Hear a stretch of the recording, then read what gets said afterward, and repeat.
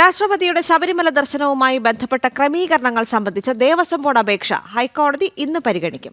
രാഷ്ട്രപതിയുടെ ദർശനം ആചാരാനുഷ്ഠാനങ്ങൾ പാലിച്ചുകൊണ്ടാണെന്നും ഭക്തരുടെ ദർശനത്തെ ബാധിക്കില്ല എന്നുമാണ് ദേവസ്വം ബോർഡ് വ്യക്തമാക്കിയിട്ടുള്ളത്.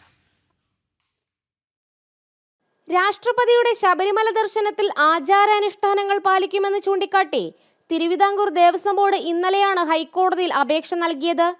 മറ്റ് ഭക്തരുടെ ദർശനത്തിന് തടസ്സമുണ്ടാകില്ലെന്നും ഇക്കാര്യം ഉറപ്പുവരുത്തുമെന്നും ദേവസ്വം ബോർഡിന്റെ സത്യവാങ്മൂലത്തിൽ വ്യക്തമാക്കിയിട്ടുണ്ട്.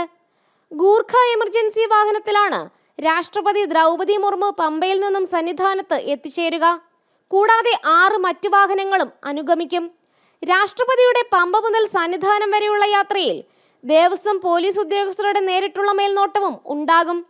ഗൂർഖ എമർജൻസി വാഹനം രാഷ്ട്രപതിയുടെ യാത്രയ്ക്ക് വേണ്ടി മാത്രമാണ്.